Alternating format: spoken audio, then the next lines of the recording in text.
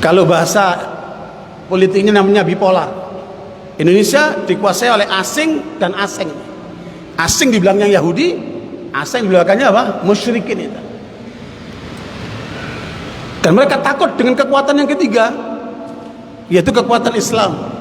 Namanya tripolar. Ini yang mereka takutkan. Makanya mereka berusaha melakukan dua hal.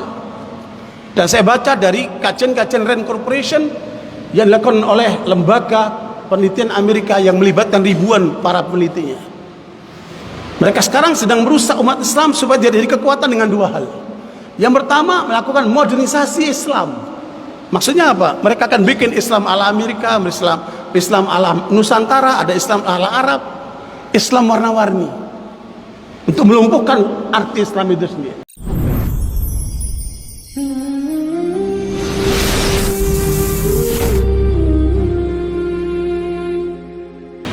Innal hamdalillah nahmaduhu wa nasta'inuhu wa nastaghfiruh wa na'udzu billahi min shururi anfusina wa sayyiati a'malina may yahdihillahu fala mudilla lahu wa may yudlilhu fala hadiya lahu arsalahu bil huda wa dinil haqq liyudhhirahu 'ala ad-din kullihi walau karihal kafirun.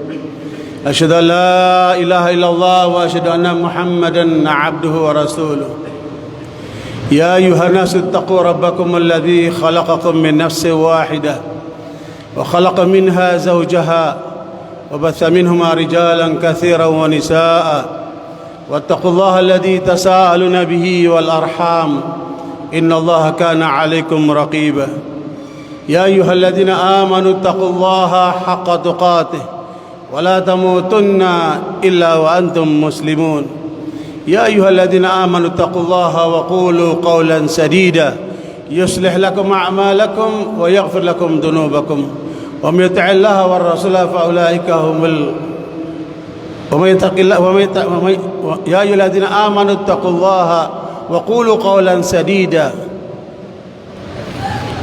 يغفر لكم ذنوبكم يصلح لكم أعمالكم ويغفر لكم ذنوبكم أما بعد فإن أصدق الحديث كتاب الله وخير الهدي هدي محمد صلى الله عليه وسلم وشر الأمور محدثاتها فإن كل محدثة بدعة وكل بدعة ضلالة وكل ضلالة في النار أما بعد معاشر المسلمين rahimani wa rahimakumullah. Sidang Jumat yang mudah-mudahan rahmati oleh Allah Subhanahu wa taala. Alhamdulillah, bersyukur kepada Allah kita selesai melaksanakan ibadah puasa Ramadan sebulan penuh dan dilanjutkan dengan sholat Jum'ah ini. Mudah-mudahan Allah SWT senantiasa menjaga ketakwaan kita dan terus meningkatkan ketakwaan kita. Karena itu tema kita pada khutbah kali ini adalah perubahan setelah Ramadan. Dalam bahasa Al-Quran disebut dengan istiqamah. Orang yang istiqamah itu ada tandanya. Di dalam surat Al-Ahqaf ayat yang ke-13 Allah SWT berfirman, innal ladzina qalu rabbuna Allahu thumma istaqamu fala khaufun 'alaihim wa lahum yahzanun. Mereka orang-orang yang mengatakan dirinya sesungguhnya Tuhan kami adalah Allah, kemudian mereka istiqamah di atas agama yang Allah turunkan ini, maka dua tandanya orang itu, mereka tidak takut terhadap masa lalunya dan tidak khawatir terhadap masa depannya, karena semua dia gantungkan dengan Allah Subhanahu wa taala. Karena itu di dalam surat Muhammad ayat yang ke-17 Allah katakan, walladzina ihtadau zadahum huda wa atahum taqwahum. Orang yang sudah mendapat petunjuk, maka Allah akan terus tambah petunjuknya sehingga dia tambah benar, tambah bagus, tambah meningkat amal salehnya dan bertambah juga ketakwaannya. Makanya inilah misi besar kita, mengapa diperintahkan untuk puasa Ramadan, la'allakum tattaqun, supaya kalian mencapai apa? Ketakwaan. Dan ketakwaan itu merupakan jalan menuju surga. Makanya surga itu ada 8 pintu Salah satu pintunya adalah Ar-Rayyan, yang dibukakan hanya untuk mereka yang berpuasa Ramadan. Karena itu barakallahu sekalian, kita ingatkan selalu oleh Allah, fa idza faraghta fansab. Kalau selesai mengerjakan satu kebaikan, maka berikutnya kerjakanlah kebaikan-kebaikan yang selanjutnya. Makanya para sahabat radhiyallahu anhum ketika selesai Ramadan, setiap doa-doa mereka sampai 6 bulan ke depan minta supaya diterima amalnya selama Ramadan. Karena Ramadan merupakan puncak amal saleh. Ramadan itu semua kebaikan ada di dalamnya. Makanya mereka begitu bersungguh-sungguh ketika Ramadan. Setelah Ramadan sampai 6 bulan kedua, doanya selalu minta supaya amalan Ramadannya diterima oleh Allah. Nanti kalau sudah masuk 6 bulan berikutnya, mereka berdoa supaya ditemukan dengan Ramadan yang akan datang. Jadi Ramadan ini merupakan pembekalan kita oleh Allah dalam 1 bulan untuk menghadapi 11 bulan ke depan. Ya, karena itu barakallahu, inilah perubahan-perubahan yang terus harus kita lakukan untuk menjadi lebih baik dalam 5 hal. Ya, saya batasi 5 hal saja. Yang pertama, tujuan. Ya, jangan sampai salah tujuan. Karena banyak manusia sekarang ini orientasinya cuma duit, jabatan, pangkat. Ya, orientasinya duniawi. Dan ini salah besar. Karena mencapai ketakwaan itu tujuannya untuk masuk surga. Surat Al-Imran ayat 133. Wasari'u ila maghfiratin min rabbikum wa jannatin 'arduha as-samawati wal ard u'iddat lil muttaqin. Bersegeralah kalian menuju ampunan Tuhan kalian. Jangan bermalas-malasan. Kalau setelah Ramadan masih bermalas-malasan, berarti orang itu sedang dikuasai oleh setan. Padahal waktu Ramadan setannya dibelenggu. Makanya kita mudah untuk beramal saleh di Ramadan. Setelah Ramadan dilepas lagi. Kalau kemudian terjadi ada orang-orang sholat subuhnya masih ketinggalan, ya? Kemudian perilakunya masih nggak benar, dia masih dikuasai sama setan, berarti Ramadannya perlu dipertanyakan.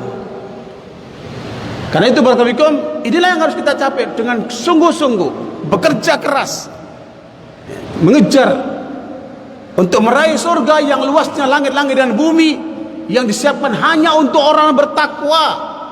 Yang tidak bertakwa tidak ada jalan menuju surga. Karena Allah menyebutkan begitu. U'iddat lil muttaqin. Dan begitu ayat-ayat yang lainnya. Ini satu yang harus kita sadari. Hati-hati kamu, jangan sampai salah tujuan.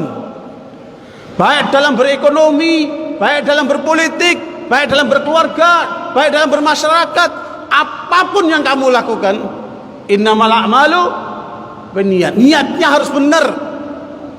Untuk meraih ridha Allah, supaya meraih surga. Makanya Allah katakan wala tufsidu fil ardi ba'da islahiha wad'uuhu khaufan wa tama'a. Ada ulama besar di Madinah itu ketika menjelaskan ayat ini, dari mulai maghrib sampai isya nangis terus, tidak bisa melanjutkan sampai adzan isya. Surat Al-A'raf ayat 56 ini luar biasa. Makanya jangan kalian membuat kerusakan, maknanya berbuat dosa-dosa. Karena itu akan merusak dirimu, merusak keluargamu, merusak masyarakatmu, merusak negaramu. Dan berdoalah kamu kepada Allah, beribadahlah kamu kepada Allah dengan penuh rasa harap meraih surga dan takut kalau masuk neraka. Begitu harusnya orang itu beribadah. Kita ingin meraih ridha Allah untuk meraih surga itu. Makanya jangan salah tujuan. Yang kedua, jaga kalbumu ini. Jangan sampai kalbumu ini punya keinginan yang negatif, punya keinginan yang enggak benar. Yauma la yanfa'u malun wala banun illa man atallaha biqalbin salim. Surat Asy-Syu'ara ayat 88-89 Allah katakan, nanti seseorang menghadap Allah tidak berarti lagi harta dan anak nih. Bisa jadi harta dan anak itu akan menjadi beban karena akan dipertanggungjawabkan. Tetapi masing-masing orang akan membawa menghadap Allah dengan kalbu yang selamat.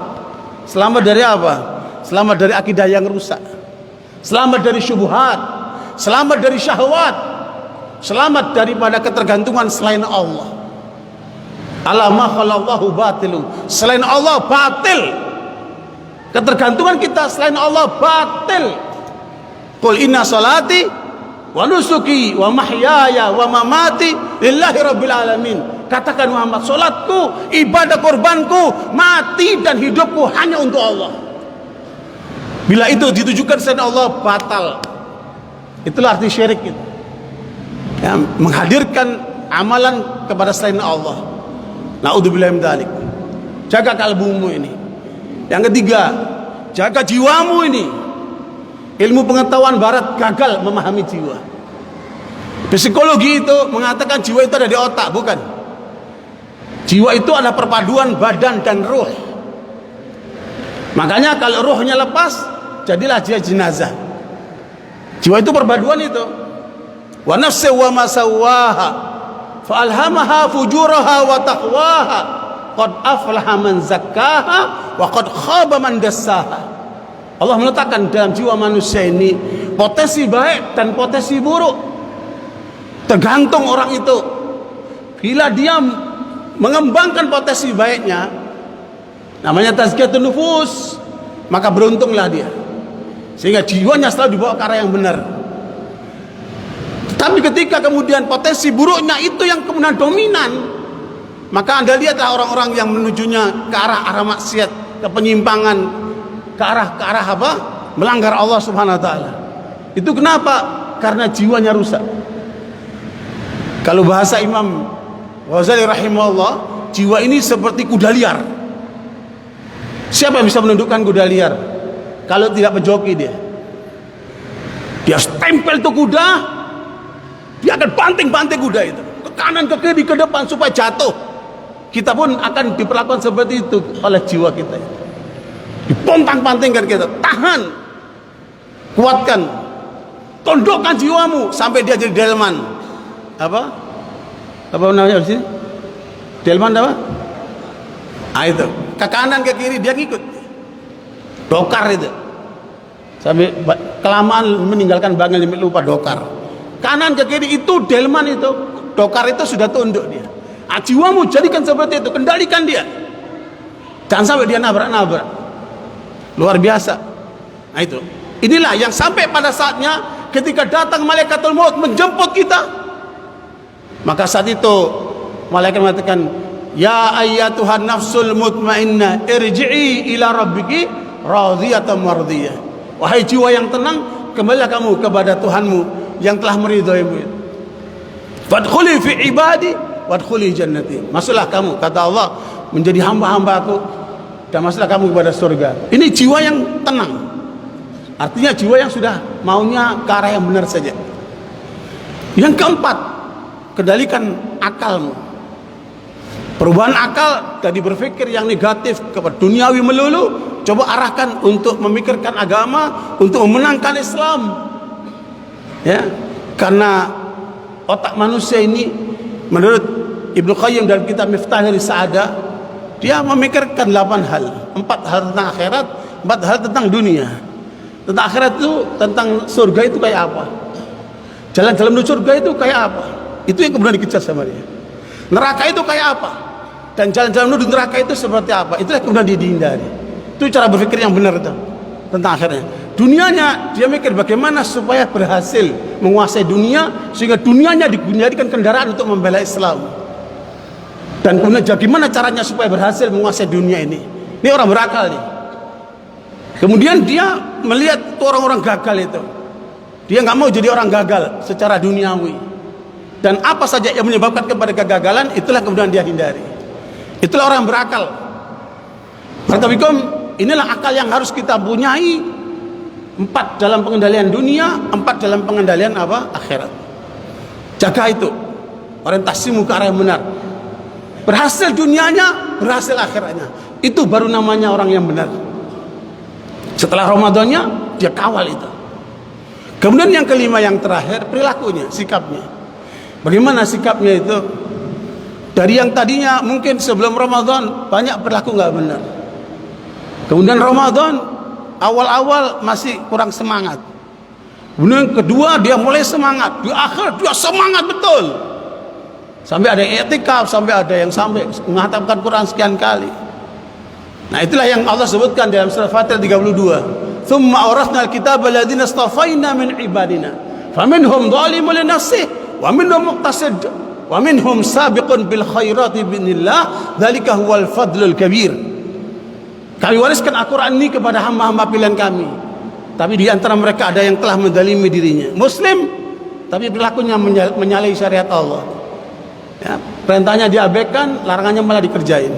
Atau kemudian yang kedua, yang penting saya baik buat diri saya, dia sholat berjamaah, dia maunya halal tapi belum mau sentuhan dengan sunnah, masih bersentuhan dengan makruh. Ini kedua. Ada yang ketiga, sabiqun bil khairat, mereka yang sudah nggak mau lagi yang sia-sia, maunya yang wajib dan sunnah, dia pegang betul. Kemudian dia bergerak ke arah itu. Ini perilaku yang sudah benar. Setelah Ramadan ini, bagaimana kita bawa diri kita ke arah sikap yang benar itu. Dengan demikian saudara sekalian, maka inilah yang harus perubahan kita lakukan, istiqomah setelah Ramadan dalam 5 hal ini. Mudah-mudahan dengan itu Allah akan tambah hidayahnya, tambah kuatkan ketakwaannya. Barakallahu wa lakum wa nafa'ani wa iyyakum bima fihi min al-ayati wa dzikril hakim wa astaghfirullah innallaha ghafurur rahim.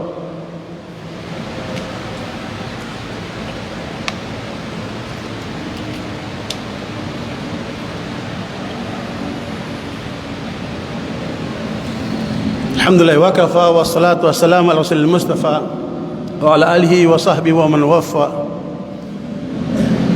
Amma ba'd, ma'asyiral muslimin rahimani wa rahimakumullah. Dalam surat Al-Maidah 82, Allah mengingatkan kepada kita bahwa ketakwaan kita itu bukan cuman kita hanya berbuat kebaikan, tetapi bagaimana kita menghadapi kebatilan dan kejahatan. Allah menginformasikan kepada kita, la tajidanna asyaddan nasi adawatan lil ladzina amanu al-yahud wal ladzina asyraku. Kamu akan temukan manusia-manusia yang benci kepada orang beriman, yang paling benci kepada orang beriman adalah kaum Yahudi dan orang-orang yang musyrik. Orang Yahudi ini sekarang menguasai barat, orang musyrik ini menguasai timur. Kalau bahasa politiknya namanya bipolar. Indonesia dikuasai oleh asing dan asing. Asing di belakangnya Yahudi, asing di belakangnya apa? Musyrikin itu. Dan mereka takut dengan kekuatan yang ketiga, yaitu kekuatan Islam, namanya tripolar. Ini yang mereka takutkan, makanya mereka berusaha melakukan 2 hal. Dan saya baca dari kajian-kajian Rand Corporation yang dilakukan oleh lembaga penelitian Amerika yang melibatkan ribuan para penelitinya. Mereka sekarang sedang merusak umat Islam supaya dia jadi kekuatan dengan 2 hal. Yang pertama, melakukan modernisasi Islam. Maksudnya apa? Mereka akan bikin Islam ala Amerika, Islam ala Nusantara, ada Islam ala Arab, Islam warna-warni, untuk melumpuhkan arti Islam itu sendiri. Yang kedua, memecah belah umat ini. Antum lihat kan? Partai ini pecah, kelompok ini pecah, lembaga ini pecah, di masjid pecah. Mereka suka kalau umat Islam ini pecah. Karena itu sadari itu kerja-kerja musuh Islam. Inna Allah wa malaikatahu yusalluna ala nabi ya ayyuhalladzina amanu sallu alaihi wa sallimu taslima. Allahumma nas'aluka bi asma'ikal husna wa sifatikal ula an tu'inana ala ta'atik wa tuballighuna jannatak. Allahumma inna nashhadu annaka anta Allah la ilaha illa anta al-ahadu samad alladzi lam yalid wa lam yulad wa lam yakul lahu kufuwan ahad. Rabbi fir lana wa li walidayna warhamhuma kama rabbana shighara. Rabbana hab lana min azwajina wa dhurriyyatina qurrata a'yun waj'alna lil muttaqina imama. Allahumma dammir al-yahud al-ghasibin, Allahumma dammirhum syarra tadmir. Allahumma 'alaika bihim, Allahumma thabbit al-mujahidin 'alaihim, Allahumma salli mujahidin 'alaihim, Allahumma ij'alna mimman yansuruhum bima nastati. Rabbana atina min ladunka rahmah wa hayyi lana min amrina rasyida. Allahumma qawwina biquwwatika ya qawiyyu ya matin. Rabbana atina fid dunya hasanah wa fil akhirati hasanah wa qina adzabannar. Walhamdulillahi rabbil alamin. Aqimis shalah, innas salata kana al-mu'minina kitaban mawquta.